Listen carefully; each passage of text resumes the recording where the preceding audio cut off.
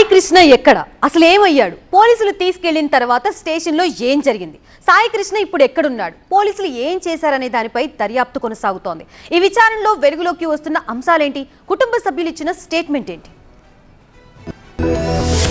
సాయి కృష్ణ తల్లి విజయలక్ష్మి ఫిర్యాదుతో విచారణ ముమ్మరంగా సాగుతోంది. ఏసీపీ దైవప్రసాద్ ఆధ్వర్యంలో కృష్ణలంక పోలీస్ స్టేషన్ సిబ్బందిని విచారిస్తున్నారు అధికారులు. మరి ముఖ్యంగా సాయి కృష్ణ మిస్ అయిన రోజు విధుల్లో ఉన్న వారిపై ఆరా తీస్తున్నారు. ఆ రోజు విధుల్లో ఉన్న టాస్క్ ఫోర్స్ ఏసీపీ లతాకుమారిపై ప్రశ్నల వర్షం కురిపిస్తున్నారు. స్టేషన్ లో జరిగిన పరిణామాలపై సిబ్బంది నుంచి వివరాలు సేకరించే పనిలో ఉన్నారు అధికారులు. మరోవైపు కృష్ణలంక పోలీస్ స్టేషన్ లో క్లూస్ టీం విచారణ ముగిసింది. స్టేషన్ లో శాంపిల్స్ ను క్లూస్ టీం సేకరించింది. ఇక సాయి కృష్ణ మిస్సింగ్ కేసులో సిఐ నాగరాజుపై ఇప్పటికే సస్పెన్షన్ వేటుపడింది. 2 గంటల పాటు గాదె సాయి కృష్ణ కుటుంబ సభ్యులను కూడా విచారించారు ఇన్వెస్టిగేషన్ ఆఫీసర్ ఏసీపీ దైవప్రసాద్. తల్లితో పాటు మేనమామ, పిన్ని, ముగ్గురు స్టేట్మెంట్స్ ను రికార్డ్ చేశారు. దర్యాప్తులో ఉందండి. వాళ్ళ ముగ్గురు స్టేట్మెంట్ రికార్డ్ చేయడం జరిగింది. అంతవరకే. పోలీసుల విచారణ తర్వాత సాయి కృష్ణ కుటుంబ సభ్యులు మీడియా ముందుకు వచ్చారు. సిపి నుంచి తమకు హామీ లభించిందన్నారు సాయి కృష్ణ మేనమామ.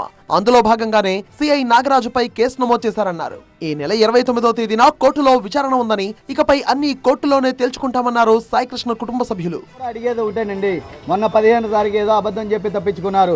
రేపు 29వ తారీఖున మీరేం చెప్తారో చూస్తాం.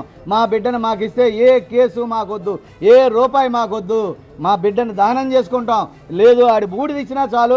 ఆ రోజున మేము కర్మకాండలు జరుపుకుంటాం. దయచేసి ఇంత బూడిద ఇవ్వండి, లేదంటే డేట్ చెప్పండి. అదే మేము అడిగామండి. సాయి కృష్ణ తల్లి మొదటి రోజు నుంచి పోరాడుతున్నారు. తన కొడుకు ఎక్కడున్నాడో చూపించాలని అడుగుతున్నారు. విచారణ పేరుతో తీసుకువెళ్లి లాకప్ లోనే చంపేశారని తీవ్ర ఆరోపణలు చేశారు. సాయి కృష్ణను శ్మశాన వాటికలో కాల్చి బూడిద చేశారు అనేది ప్రతిపక్షాలు చేస్తున్న ఆరోపణలు. ఈ నేపథ్యంలో ప్రభుత్వం సిఐ నాగరాజుపై వేటు వేసి అతడిపై కేసులు నమోదు చేసింది.